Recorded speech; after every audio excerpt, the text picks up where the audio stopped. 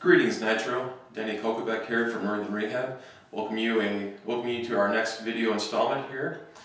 Dennis Hale, one of our founding members, asked me to talk about some strategies for those people looking to go from a couch, maybe a couch potato you could say, to a 5K running rock star. And I'm going to go through some dynamic warm-ups, some stretching strategies, some things to try and keep you safe and healthy and make that segue from couch potato to 5K runner as smooth as possible. As always, let's think about basics, and the first basic step is, before you make that transition from doing nothing to something, just be safe. Go see your local primary care physician, a doctor, make sure that the old ticker is still doing what's supposed to, and then you're not going to leave this green earth of ours prematurely. Other than that, other previous injuries or things that have happened before in the past that might still be a concern, go see your physician for that too. Better yet, maybe see a physical therapist, which sounds self-serving, but I think as physical therapists we're able to kind of at least screen out and see from a musculoskeletal standpoint what is happening, and maybe some different specific strategies for you to, again, make that transition smooth, pain-free, and successful. So, without further ado, let's get...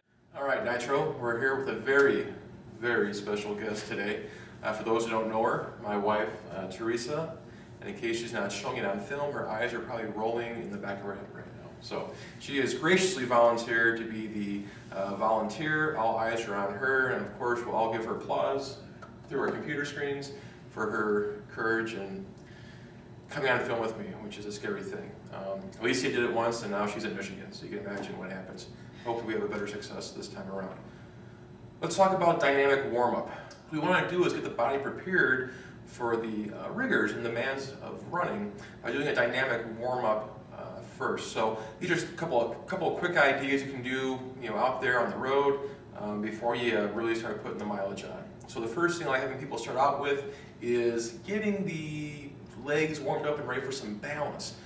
Even though running happens in a straight front to back type motion, as far as the muscles and joints go, it's a three-dimensional activity. So things are happening on the muscle and joint level, going front to back, side to side, and in a transverse rotational plane. And the better prepared the body is to deal with those forces, the higher the success you're going to have down the road. So the first thing we're going to do here is some balance activities, trying to replicate the running motion itself. So we're going to have Teresa just do a little, like she's doing a little jogging in place here.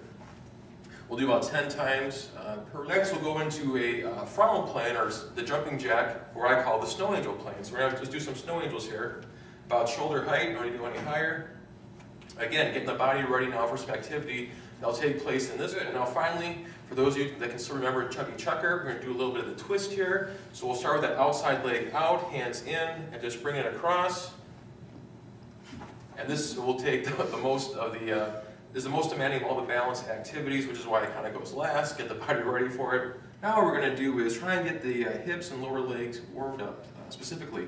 So what we're going to have Teresa do is pretend like you have something that's in front of you that's about knee height, and you're just going to step and reach for it. So Teresa doing some of that, keeping her back leg straight, of course. We actually spent some time trying to prepare these in advance, so this is kind of the second go around, so we'll see how we're doing here. Really good. Do the same thing now for the frontal plane, that snow angel plane. We'll have her going out to the side, have left foot first, going out. And stepping and reaching here as well with the hands. There you go. Excellent. Good. Same thing. Only going about knee height. It's just a step. It's not a lunge. Back leg staying relatively straight. Now just have Teresa get a balance and just pretend you got a marble underneath one foot and you're just kind of sliding it forward there. Yep.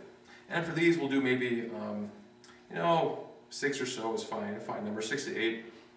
Good. And again we'll go out right to the side. Same thing. And key point here, it doesn't matter how far you go. It's just a warm-up. We're not looking for a lot of time, a lot of distance. We're just get a few in there, get it warmed up, get it ready to go, get the mileage going. And we're going to do what I call some hip swings. A little different from the ones I tell my patients to do. For this one, again, hood of a car, back of a couch, countertop works well for a little hand placement. Teresa's just going to take her left leg and bring it over and across as a way of actually kind of warming up both hips. For that foot that's on the ground, I would just say for most people, keep that somewhere around 12 o'clock or 12:30 with the position of the right toe. And for the left foot now on the ground, 11 o'clock, 11:30, somewhere in there. Again, not a forceful motion, not a dynamic, ballistic motion by any means. Slow, steady, we're getting the hip capsules and the low back warmed up, ready for action here. And if with any of this stuff you're having pain or problems, don't do it. There's no have to. At this point, we can assume that you've gone through your running program, and whatever distance or time you've achieved, we're now entering the cool down portion of this program. Very important to address a couple key muscle groups that are very prone to being tight in anybody. In fact, they're probably tight already, but with repetitive running activities are prone to tighten down even further. The first one is the calf. So for the right calf stretch, again, we're back from that run. Let's assume you're outside or you're downstairs or on a treadmill. Just grab a little something, countertop, back of the car, a little less there. Let's get your right foot flat on the ground. And a very important tip here, let's aim the toe of the right foot in towards that 11 o'clock position. And why that's important is that the calf, the inside fibers of the calf run to the outside by the Achilles, and the outside fibers of the calf here run to the inside of the Achilles. It kind of winds in on itself, which is also why a lot of injuries in the Achilles and calf region can take some time to heal because the tissue itself is relatively hypovascular, which has diminished blood flow. Good, so about 30 seconds, we'll switch to that left foot. Now the left foot's going to point into the 1 o'clock position. Heel's going to stay down. Perfect. About 30 seconds, and 30 seconds means wearing a watch 30 seconds, not what runners tend to do for 30 seconds, which is kind of a good. Muscle is both viscous and elastic. It takes a little time for the maximal benefit of that, and that means at least 30-second period of time. So let's say we did 3 or 4 of those per leg for 30 seconds afterwards. Next we're going to shoot to is the hamstrings, the muscles that run through the back of the thigh across the knee. Now for this one, again, if you're outside, perhaps you can use the bumper of a car. If you're inside, a chair works fine. The key thing here is just keeping the knee unlocked a little bit, and you're going to roll your foot to the outside and reach to the inside. Again, we're not concerned about how far you're going to. If you feel a nice, easy, light stretch, a good rule of thumb for all stretches, you're there. After 30 seconds, we'll have the foot face forward. Knee is still unlocked a little bit there. Reaching across. And the reason why we're kind of switching our angle of our foot and our hands is that we have 2 different muscle groups really back there, and each one gets a little bit of different focus based on the arm and leg position here. Good. Let's just kind of show you that from the side. Good. Back stays nice and straight.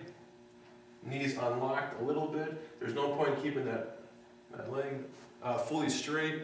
In fact, some of the biggest benefit will come up from having it just unlocked a little bit based on how the hamstring crosses the knee. Good. Now from this we can do is segue right into our hip flexor stretch. Hip flexors come off of the anterior part of the lumbar spine and shoot through the pelvis into our hips here. Again, on this back leg, let's take this back leg here to the 1 o'clock position, much like our calf stretch. There we go. Again, that hip flexor kind of winds up a little bit there too. Excellent. 30 seconds, nice and easy. We're actually stretching the left hip in this position right here. And then after 30 seconds, we can just kind of go back and forth here as well. Excellent. Wonderful. Perfect. 3 or 4 per side. All right, so there you have it. Some simple dynamic warm-up and some simple post-running stretching activities. Thank you to Teresa for volunteering for this. I'm sure I'll be paying for it later, but please give her the applause, and for those who know her, your condolences through email. Any questions? As always, email is great. Give me a call at the office. And thank you again to Dennis for suggesting this month's video presentation. Stay healthy, keep running,